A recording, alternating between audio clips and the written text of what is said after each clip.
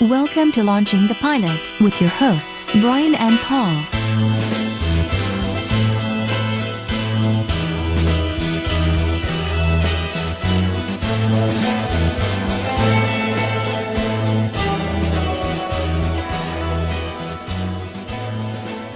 Hello and welcome to Launching the Pilot, episode 184. Season 184. This time we're doing The Persuaders.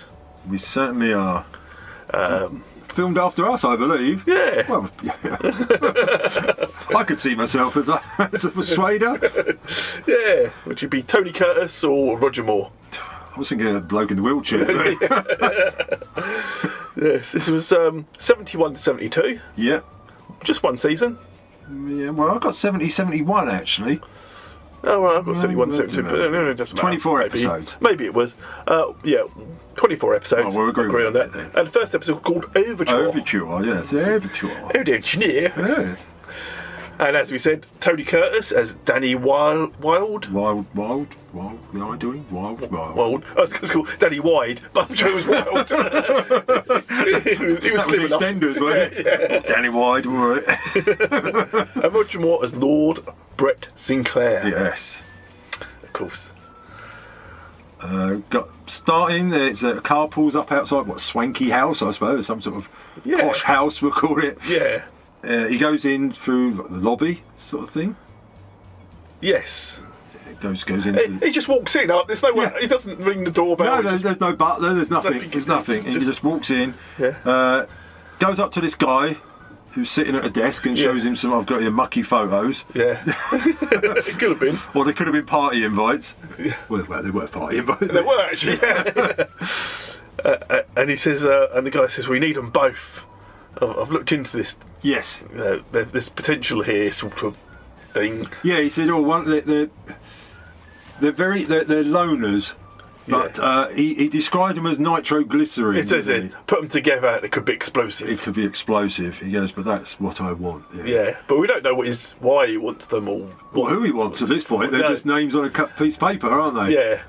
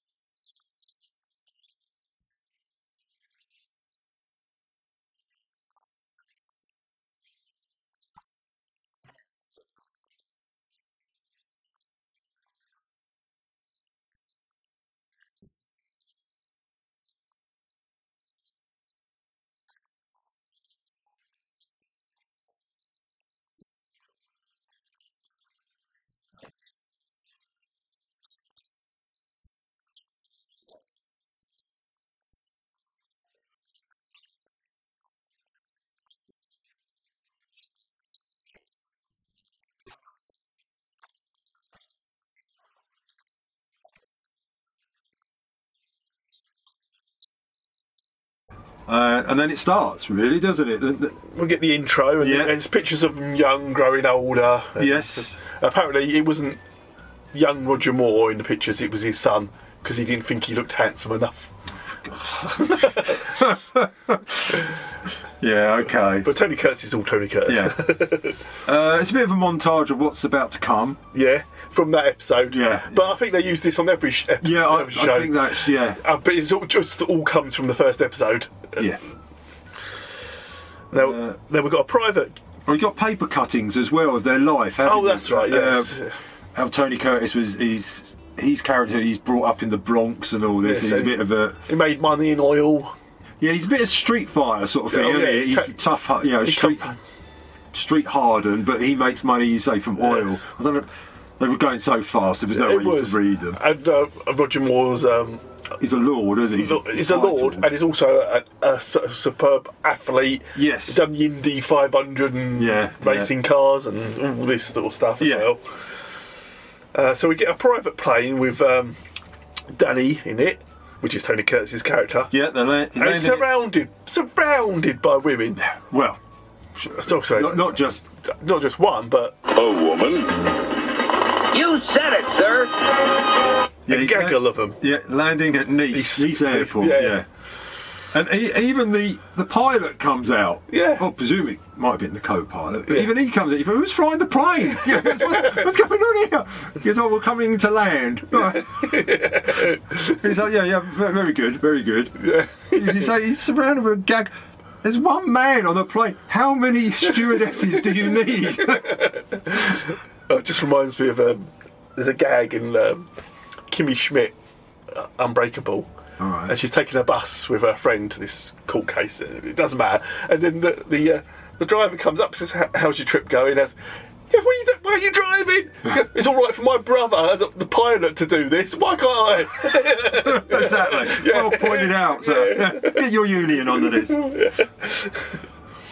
And so he comes into land. Now Roger, Brett, whichever, he's dropping off A young lady. girls. A young lady. Is it? Well, it starts off one young lady. That's all you see. Yes. And she's because he's driving down these. It's supposed to be a French road, isn't it? It's all these mountainous, very nice, and I think it is actually a French road. Yeah, he pulls up at like this crossroads, and he went, "Well, there you go. I've taken this is as far as I can go." And she was, "Oh, thank you very much." She snobs him and stuff. Yeah, what a wonderful weekend.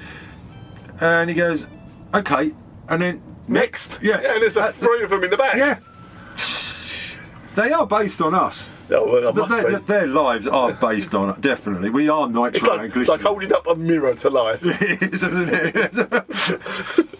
I'm not sure about nitro and glycerine, or scurvy and that. Now, why he's letting this another young lady out of his car? He's holding up traffic while she says goodbye to him. Yes. And old Tony Curtis, or Danny, is bibbing, "Come on, get on, move on." Yes. Oh, this is one of the other girls. This is a different girl. He takes her to the airport. Yeah. Yeah. And then, of course, they both meet at the lights. Yes. And there's a bit of revving. Yeah, we got and they clash, don't they? Yeah. And they rev, and they're revving up their cars, and then they're off. They're racing. Yeah. Now I've got a strange song choice here. I've got a hippie love song. Yeah. Yuck. Gotta Get Away. It was by Tony Hatch and Janet Trent. Was it really? Or Trent. Sorry, Trent. Yeah. It was terrible. It was terrible, wasn't it? Yeah. I thought it was terrible. I've no idea why play that song. No. I couldn't work out if it was written for the programme. Yeah. Because it went on a long time. Well, this race goes on a long time. That's what I mean. So the songs with the 1 minute Tony Curtis is in front, then Roger Moore's in front. It's just... Now, as you know, I'm a big car guy. Yeah, I've known that for years. So I can tell you that Roger Moore is an Aston Martin DBS 1969, and Tony Curtis is a Ferrari 246 Diano, is it 1969? I believe you pronounced that because you are a car guy. This is the point where I paused it, but then I realised I didn't have to pause it because the race was going on so right, just to look up these cars. I was going to put a red one and the yellow one, weren't it? It's quite interesting that Roger Moore's driving an Aston Martin DB5. Yes, it is. Considering well, it's not a DB, it's a DBS. Sorry. What job he was about to DB5 and DB. How did you get the two confused? Well, yeah, it was. It was an Aston Martin, though. Yeah. What job he was going to be offered in a very short period of time. Well, he only got the job because this was cancelled after one season. Yeah. Because he was out of contract then for this. So. Yeah. And Sean decided, that's it, I'm going again. Now the road separates, doesn't it? And there's a car coming down there. Yes, and they both think, oh great, I was the winner, and But they both arrive at the hotel at exactly the same time. Although Roger gets there first, slightly first. So he's walking up the steps, isn't he, as Tony Curtis is trying to grab his bags out the back. Yeah. But Roger's already got the concierge or the porter, or whatever you call it. Well, he's well known there. Well, I know who he is. He's well known in those parts. Again, it mirrors our lives. Roger Moore, thanks for the tip. Yeah. And I believe it's supposed to be Monte Carlo. I think it is, actually. Yeah. He says, "Welcome back." Yeah. And he's saying to the head guy at the hotel, maitre d' or whatever, concierge. We've stayed at these posh hotels when we've done podcast live at great events. It's not just the Premier Inn for us. No, it's not. We can't afford that. We stayed in the car park. And he said, "Do you know who sent this invite?" He goes, "No, I was just told to extend you every courtesy." Yeah, everything's on the house. Yeah. And he's like, oh, okay, thank you very much. But while he's doing this, old Tony Curtis steals the lift, doesn't he? He jumps in their lift with his bags, leaving Roger standing there, yeah. Now, the next scene is they're in the bar. Yes. The bar, yeah. And Roger Moore orders... Oh, God. A Crayola Scream. Oh, was it that? Yeah. Well, I thought rum, grenade, vermouth, something else, ice, and, of course, the most important thing, one olive. One olive. And now you realise that Tony Curtis is there because he shouts out, it's 2 olives. If you want to drink it properly, it has to be 2 olives. Yeah, it's an American drink, I should know. It's better to have the 2 olives as they rub up against each other. Yeah, bouncing olives. Bouncing olives, that's I had a totally different idea at that point. You were thinking of on the buses. Yeah, I was thinking of olive on the buses. and Roger Moore says, well, it was an American drink, but it was invented by an Englishman. Yes. So I think I should know. Yeah. 1 olive, and then...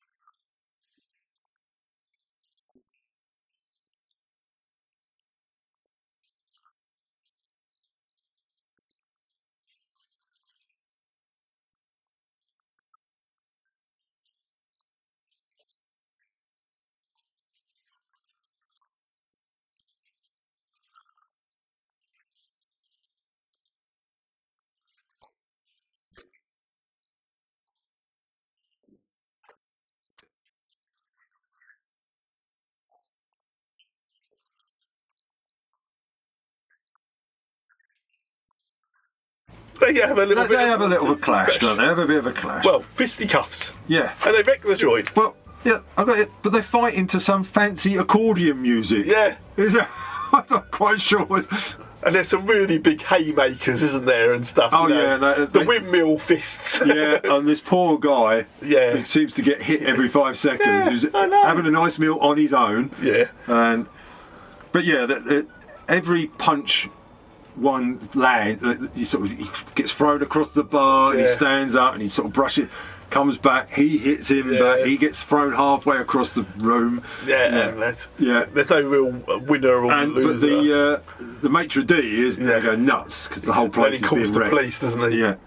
But I thought they were extending every courtesy. Well, yeah. So they get arrested. Yeah. And they're sitting in the jail, aren't they? Well, they're in the back of the police van. Oh, that's right. Yeah, they're going. And Tony goes to Roger. He says, "Well, how much are the damages? It's only so I should put up my the winner. Yeah, the winner pays." And Roger said, "Well, I paid because I'm the winner. Yeah, I won that fight, so it's up to me to pay."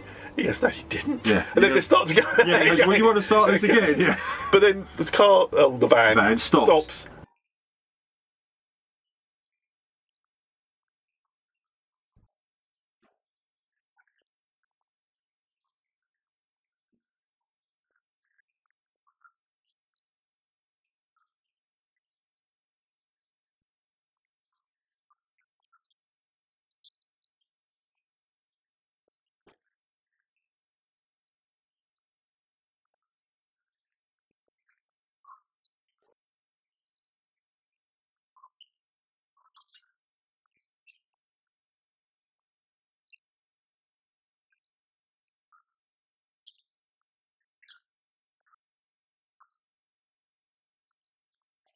You hear the doors open, but they're not open, but unlocked.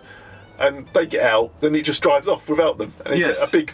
They're standing in front of a house. Yeah.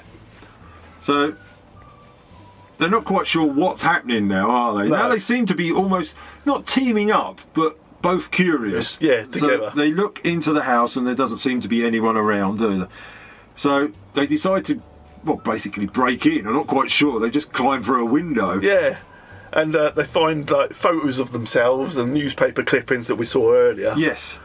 And then... Now the guy in the wheelchair Yeah. turns up. Well, he wasn't in a wheelchair before, he was just behind a desk, but he's in the wheelchair now. He's in a wheelchair. He presumes that, Yeah. Yeah, so he turns up, doesn't he? And It says, may I offer you a drink? I think it's Corolla Scream, isn't it? yeah. One little for you, yeah, Roger. yeah, and two for you. Yeah. Tony. Well, he doesn't call him Tony, wasn't there? Danny and Yeah, and Brett. Fulton. He's Fulton, isn't Fulton, he? He says, Judge Fulton. Judge, yeah, he goes, I can offer you a job, or I can send you to jail for at least 3 months, guaranteed. And this was Lawrence Naismith. I Yeah. thought, I recognise you from I something. recognised him, but And he's been in loads of British programmes, but the thing I recognise him from most is the amazing Mr. Blundell. You know, where children go back in time and... yeah. I know I knew him. Yeah. And so he offers him a job, doesn't he? Yeah. He says that 3 if you don't months take job. it, yeah.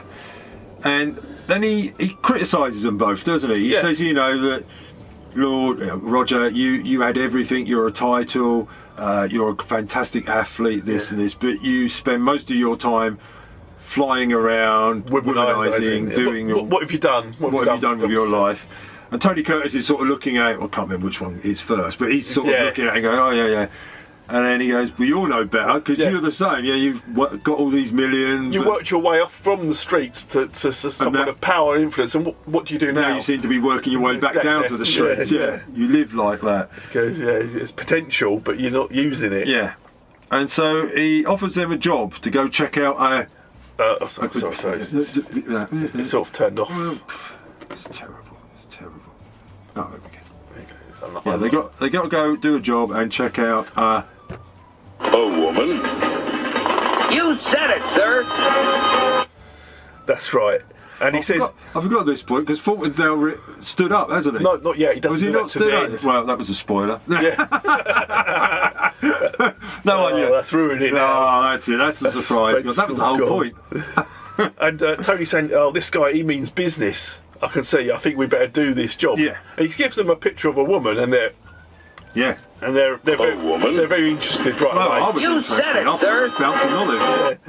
And this is Maria, someone or No, other. not Olive then. And he goes, if it's the woman I think it is, she has a heart shaped in the small of her back, and all they have to do is prove who she is and find the heart shaped thing to identify her. And that's the next scene. Is they're at a beachside hotel Looking for Maria. Yeah, looking for her. Maria, I've just met a girl named Maria. The thing is, they spot her, but the point, how do they spot her from that distance? Yeah. That's what It was a good she's picture. half a mile away. It's just a woman. Yeah. I'll do that one. A woman? Yeah. In a bikini. You said it, sir! And there's loads of them. And there's a few of them around, because that's the famous scene, isn't it? Yeah. Those two walking along, And the girl ogling. walks in between the two of them, and they both ogle her Yeah. as she goes past, which is in all the episodes, the opening title. And it's like, how do you know that that's this one? Yeah. I know. And they toss a coin, don't they, to see who's going to chat to her first. Yes. And Tony Curtis wins, doesn't he? He does it. Although I'm not sure if it's a bent coin, because he does something. No, he says, I'll toss this, heads I win, tails you lose. Yeah. That's what he says. Oh, that's, yeah. Yeah, so... Yeah.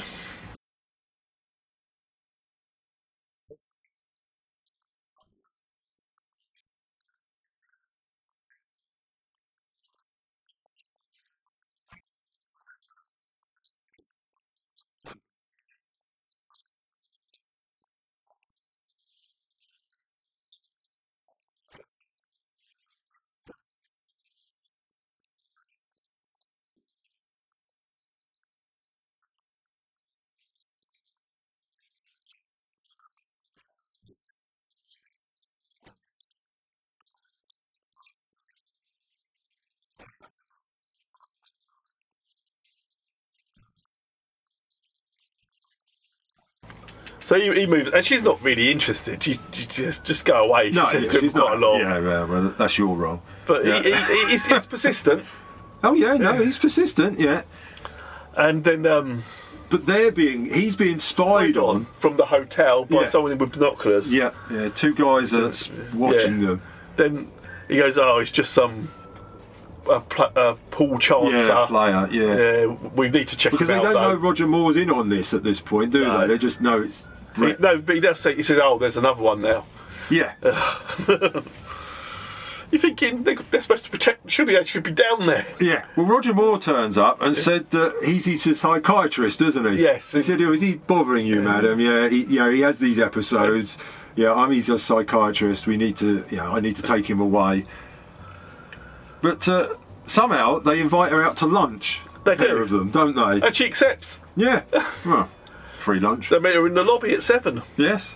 I think it's 7, yeah, so it's more dinnery, but... Oh, yeah, well... the time's different now, that's siestas and stuff, don't they? And I thought, they took our room key. But they didn't, they just pointed at our room key. They didn't take it yet. No. Because then she needs a bag to go up to her room to change.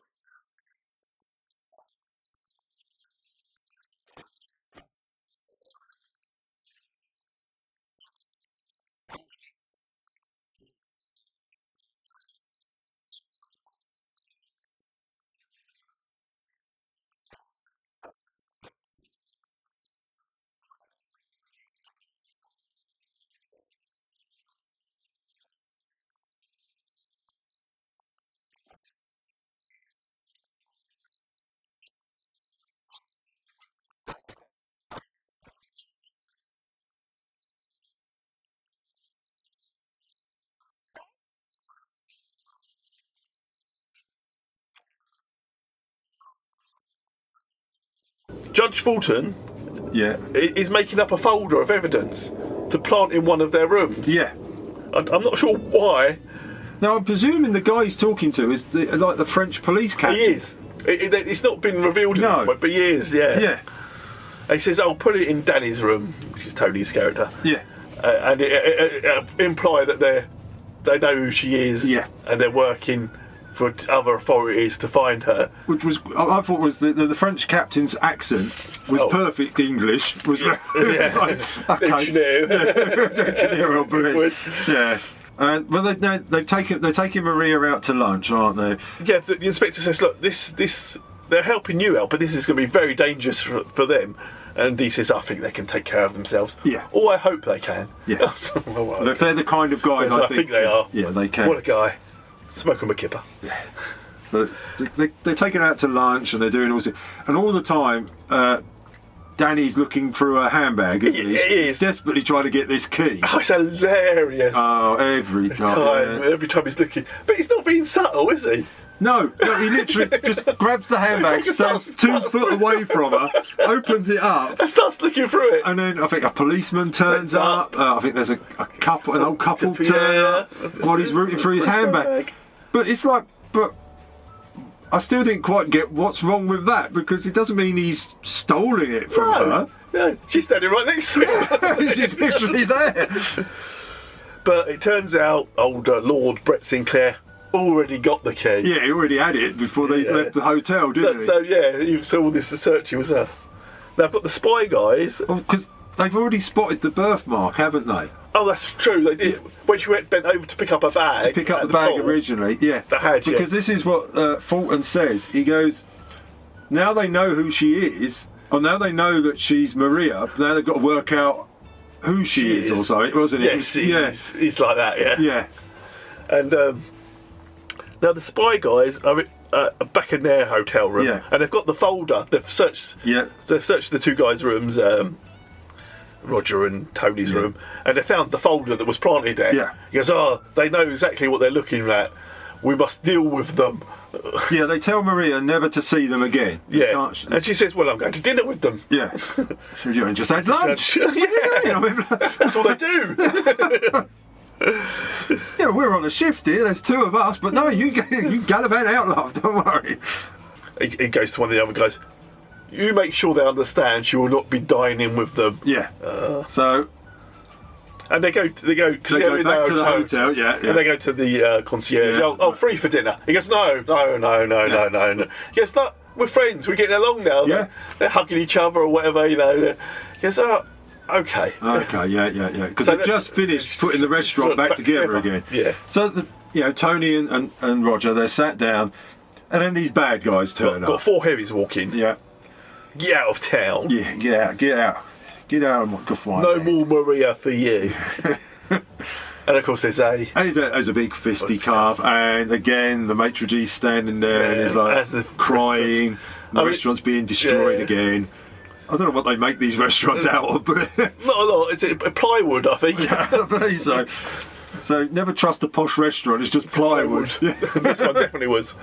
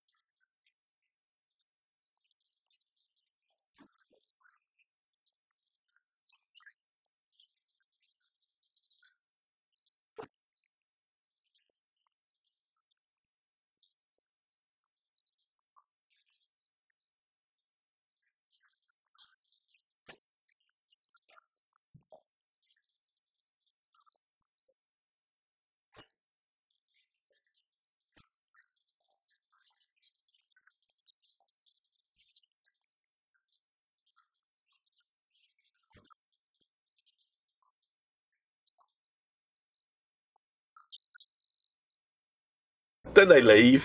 Yeah.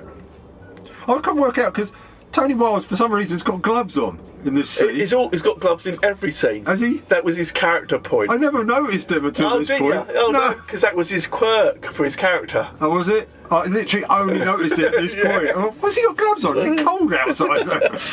Yeah, but because they got the room key, they go to her room, don't they? And they search it and they find her passport. And she says, look, her name is Michelle Annette Dupont. Yeah. That's her real name. And they went, who's that? I don't know. Got to tell the judge. Yeah. So So now they go to the judge. Now the judge stands up. Yeah. He goes, the wheelchair was here when I moved in. Yeah. So I just used it for convenience. He goes, this is stage 1 of my plan. Yeah. To bring out Dupont. Dupont. Yeah. Apparently he's like a gangster. Mafia for the whole of the Med or something. Yeah. Yeah, but he disappeared. But there was no turf wars or anything. Everything carried on as normal. He goes, that's not right. So I think he's still alive. Yeah. And this is his sister. And obviously he would protect his sister if she thought he would. So that was why.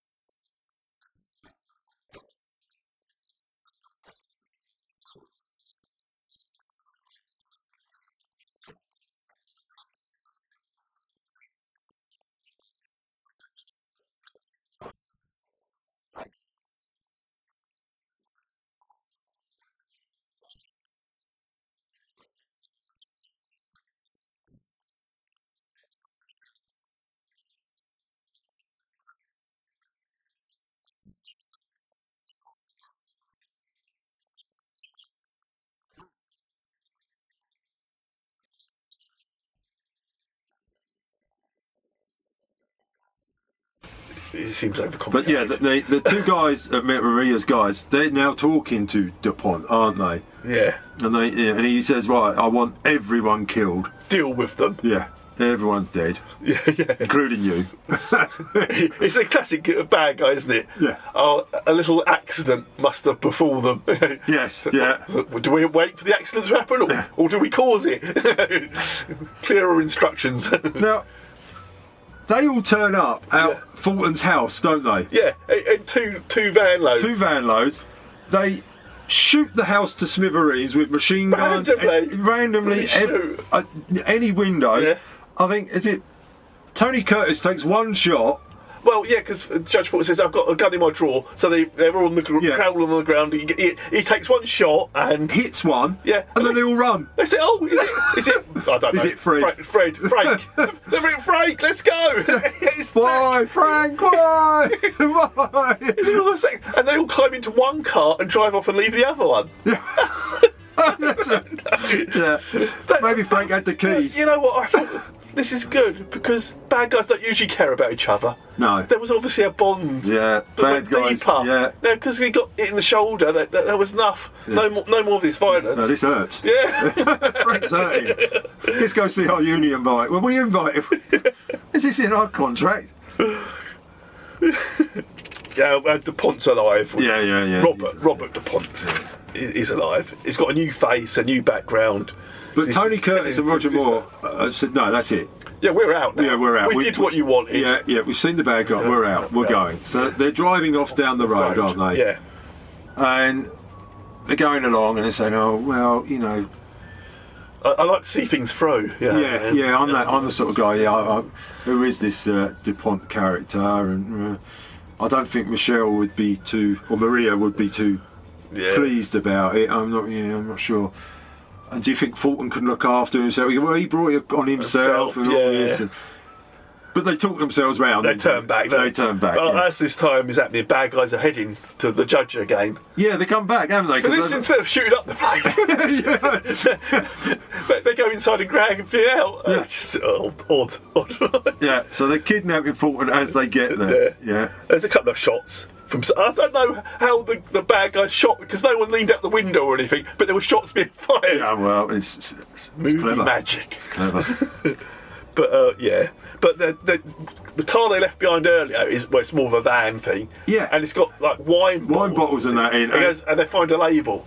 Yeah. This vineyard. Yeah, and they know exactly what that is. Yeah. They go, I think it's Roger goes, oh yeah, I know that vineyard. Yeah. Let's go. Let's go.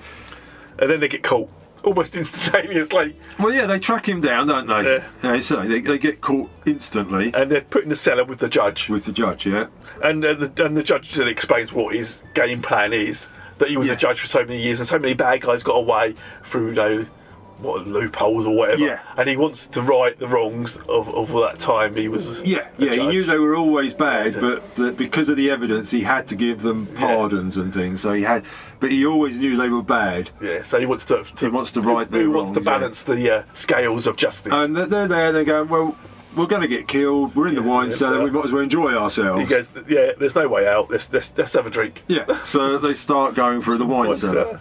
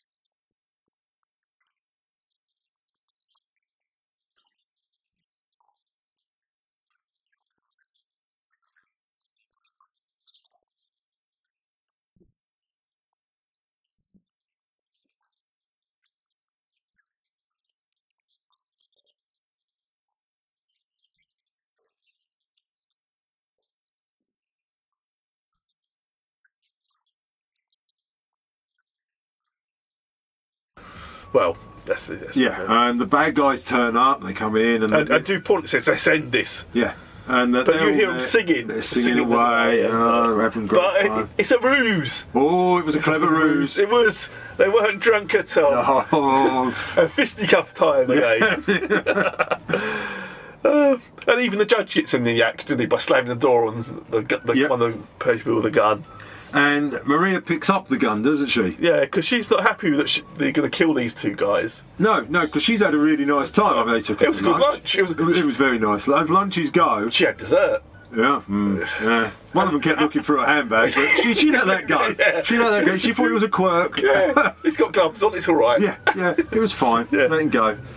And she shoots her brother. Yeah, she shoots her brother. But I don't know if he's killed or just because he grabs his arm. Yeah. So I presume it's never mentioned again. So no, I'm guessing. An arm wound won't kill you. Yeah. I mean, unless it hits an artery or something. But I'm guessing she doesn't double tap him. No. So no. It's fine. No, she was happy with the one shot. Yeah. She got, no, I'm accurate. That's what I was. He's dead. Yeah. It was her brother. So. Yeah. And that's it. Because now they're back in the hotel and they're about to check out. It was nice meeting you. Yeah. Nice to, let's not do this again. But then this young woman runs up to him, says, "Judge Fulton sent me. I need your help," because she's young and attractive. Yeah, of course. They both instantly say, "Oh yeah, we'll help you." Yeah. If it had been a guy, they'd been gone. Yeah. Go call the police. Yeah. And that was it. And that was it really wrapped up quick. It did wrap up very quick. Yeah.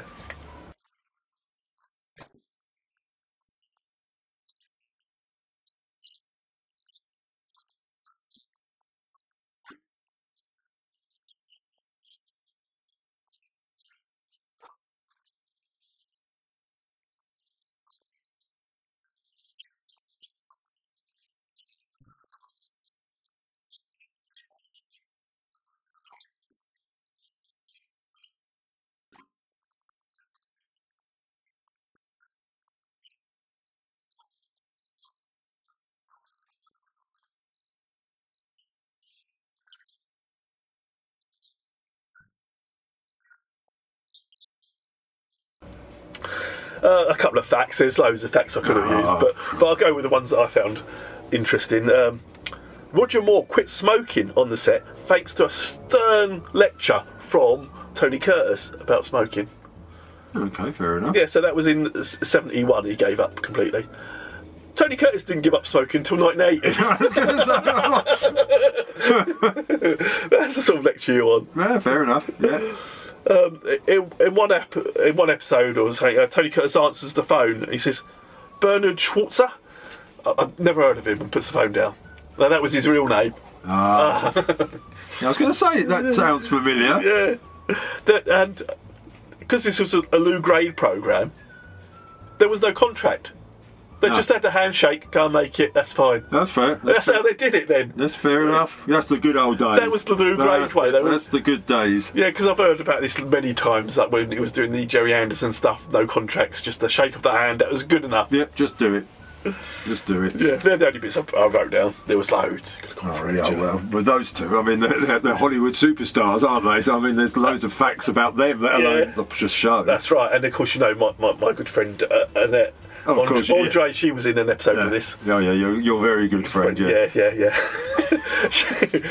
She said, obviously Roger Moore was a friend of hers anyway, so he was fine. But she hadn't met Tony Curtis before, and she said he was nothing but professional, and all he wanted to do was work the lines, go through the scenes. He didn't drink or anything, but apparently he smoked a lot of stuff on the set.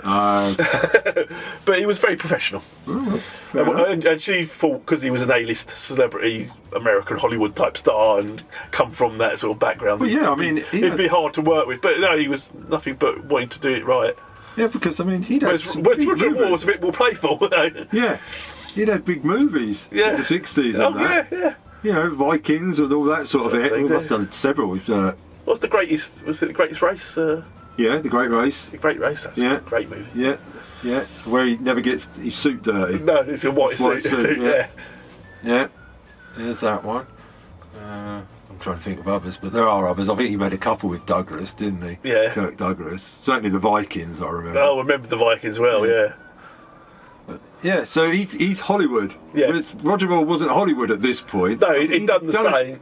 Yeah. You know, he's probably been in some movies. Yeah, I think he'd made one, maybe two, but he wasn't. No, because he didn't get the Bond part till after this series was cancelled. Yeah. And a lot of the people in the series actually went on to be in Bond as well. Yeah, well, that doesn't surprise you, does it? Yeah, because the one who played Judge Thornton is also one of the Bonds. I think, that's probably where I recognise him probably more from a Bond movie. Yeah. But it wasn't bad. No, it wasn't, was it? It's colourful. It's trying to be funny as well. Yes. It's supposed to be a bit of humour. There is, yeah. When they're crawling under the table looking for the gun. They know what they're doing and stuff, you know. And it's kind of false humour. Yeah. But as you say, Moore's playful anyway. Yes. And obviously Curtis is because of the movies he'd made, with, let's say, The Great Race and that. So you know he can be playful. Yeah. And he just had that throughout. But they certainly spent some money on it, didn't they? God, yeah. They're actually filming in these places. Yeah, I know. I knew they filmed them in the places. Apparently in France it's still really big and still being shown today. Because obviously they're dubbed over. Yeah. But the dubbers used a little bit of licence. Oh, right. yeah. So it made it more of a comedy than it was. Ah, right, yeah. I'm not sure how the action would work. I don't know. Yeah. But, okay, fair enough, we'll go with it. And it was very popular in Europe as well, but it tanked in America and that's why it got cancelled. Just didn't do very well. Yeah. Which must have really hurt Curtis, considering that he was an A-list Hollywood star, or certainly a B+. Yeah, I mean, if you'd said to me, how many seasons do you think this had? I'd say, 3, 4, maybe. Yeah, I didn't realise. Just the 24 episodes, no. Yeah. It's one of those that you think, oh yeah. It's a Sunday afternoon watch, wasn't it, for us? It was obviously reruns, but... Yeah, but no, it was very good. Yeah, I like Tony Curtis in it, I like Roger Moore in it. Yeah, I thought they were both equally good. Couldn't fault either of them, really. No. I mean, the choreography of the fight scenes was... Oh, it's naff. Yeah. It's not even up there, it's naff. Yeah, it's still good. I mean, even The Saint was better than this. Oh, God, yeah. But I suppose it's meant to be more playful or not... Yeah. You know, not too violent or too anything. I mean, it's all that era, isn't it, of the Protectors and that sort of programme. Yeah. But of course, they had a better theme tune. But yeah, it's just no, they didn't. In the alleyways, avenues and alleyways. The Persuaders is a very strange. The title. Yeah. Yeah. It's very strange. It's famous. Yeah, it was going to be called something else, but there was a movie of a similar title. So isn't? No, I mean but the music isn't the Green Man very similar? Isn't it? No, maybe it's Green Cross Man. No, not the Green Cross. There is but it's a very strange title music for such for a program that's more supposed to be jolly. It's very dull and very sombering, isn't it? You think, okay, doesn't sort of come across as being jolly. I can't even remember what the. Yeah, I can. I just remember the. It's an instrumental, but I can't. No, maybe not. So that was a good ad. This one on my phone. Yeah. That's from MySpace, is it? No, this is from that one. Oh yeah, it's more Randall and Hopkirk time, isn't it? That's what I mean. It's not. Actually, got the opening titles and full theme. That's what I mean. It's not It's not a jolly sound, is it? It's not. Yeah, the programme's supposed to be light-hearted, jolly, cops and robbers sort of thing, and it's quite a deep, meaningful. A bit of daring do. Yeah, it's quite sombering sort of. Oh, okay. That really is, isn't it? Yeah. I think that's why I thought it was more like that. Yeah. It was more, not so tongue-in-cheek. Yeah. I don't know. What would you score this out of a 10? Well, I'm going to go with an 8.5. Oh, that's high. It's very high. It's going in high. I liked it. What about that choreography? All right, 9. 8.5. I've written it now. Oh, all right. Can't raise it. I think I'm going at a 7. A 7? Is that all? For the great Roger Moore? That's Rog? 3 off of 10, you know? You know his best mate. What are you on about? Rog! Rog. This is pre-Bond. It's after the Saint, though. Yeah, fair enough. But Roger Waters. his fighting didn't improve in Bond at all. But No. About an Ivanhoe. oh, I haven't. Oh. Oh no, that was class fighting. Yeah. No, Ivanhoe was up there and out. That entertained me. It wasn't too long. For a change, I thought it could have actually been a little bit longer.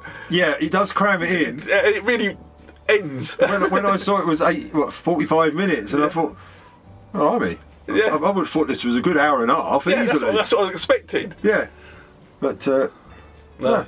That was it. Anyways, next week, Next week, what are we doing? well, it'd be a surprise. Yeah, it's the one show that we said we shouldn't do. What the one? I ain't doing the one show. I can't Yeah. stand the one show. Was it Alex and Yeah, well, I'm not being Alex again. I'm not. the two show? It's the one show we said couldn't be done. Yes, It would be impossible to review this show. shouldn't be done. So we reviewed Mind it. you, after 184, they've all gone. They shouldn't have been done. I don't know why they did it. We've realised our mistake. Only too late. Why? Why did they do it? But until then, Yeah, till next week. Wheels are turning into motion. We could ride the wide blue ocean. Come our way. Like a bird, we'll soon be flying way up in the sky. And for a while, forget your worries, say goodbye. Gotta get away. Once we're heading down the track, gotta get away. Then there'll be no turning back. Gotta get away. Where the sky is blue above and the sun shines down on love. Gotta get away. Leave behind the stormy weather. We can find the sun together, come what may. Join the ones who